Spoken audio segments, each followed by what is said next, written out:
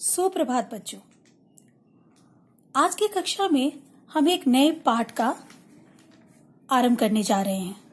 उससे पहले मैं कुछ आपसे महत्वपूर्ण प्रश्न पूछ रही हूँ, जैसे एक दूसरे की बात को जानने व समझने के लिए हम किस माध्यम का प्रयोग करते हैं, या भाषा की सबसे छोटी इकाई को क्या कहते हैं, वर्ण किसे कहते हैं तथा इनके प्रकार एवं संख्या कितनी होती है, स्वर वर्ण तथा व्यंजन वर्ण का उच्चारण किस प्रकार से होता है। इस पाठ को समझने से पहले यह आवश्यक है कि हम सबसे पहले जाने कि भाषा क्या है। भाषा द्वारा विचार या भावों को प्रकट कर सकते हैं। भाषा में वाक्य का प्रयोग होता है। वाक्य शब्दों के मेल से बनते हैं और शब्दों की रचना वर्ण से होती है।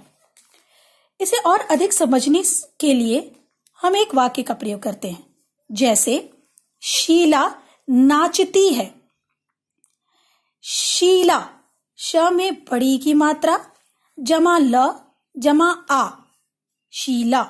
नाचती न जमा आ जमा च जमा अ जमा त जमा बड़ी ई, है ह जमा ए। इसी प्रकार इन शब्दों में बहुत सारे वर्णों का प्रयोग किया गया है। बच्चों, इन्हीं वर्णों को एक अलग नाम ध्वनियां कहते हैं। ये ध्वनियां या वर्ण जिनके और अत्यधिक खंड नहीं हो सकते हैं। भाषा की सबसे छोटी इकाइयों को वर्ण कहते हैं और भाषा में प्रयुक्त सभी वर्ण क्रमबद्ध शब्दों को वर्णमाला कहते हैं। वर्ण दो प्रकार के होते हैं, स्वर वर्ण एवं व्यंजन वर्ण। बच्चों, इनका उच्चारण और इनकी संख्या के बारे में जानते हैं। स्वर वर्ण, स्वर वर्ण बिल्कुल स्वतंत्र रूप से लिए जाते हैं। अ, आ, छोटी ई, बड़ी ई, छोटी ऊ, बड़ी ऊ, री, ए, ओ, औ, अंक, अ। ये सारे स्वर वर्ण हैं। इसके अलावा व्यंजन वर्ण, इनकी संख्या 35 होती है। ये सारे व्यंजन वर्ण हैं क से ड़ तक, जिसमें क्ष, त्र, ज्ञ, श्र ये संयुक्त व्यंजन है, क्योंकि ये दो व्यंजन वर्णों के संयोग से बनता है। इसके अलावा कुछ और अन्य वर्ण ज, ढ, ड़ और ढ़ भी होते हैं। बच्चों, आपने इसके अलावा हम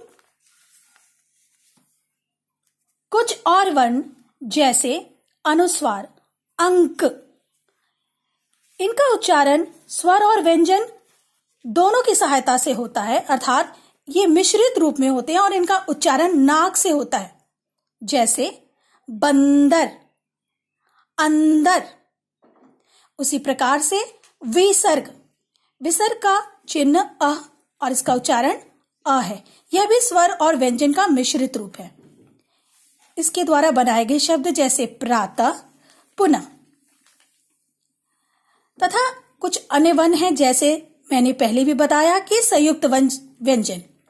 इनकी संख्या करीब 5 होती है और यह दो व्यंजन वर्णों के सहायता से बनते हैं, जैसे क, स, क्ष, त, जमा र, त्र, ज, जमा ज्ञ, ज्ञ, श, जमा र, श्र, द, जमा य, ध।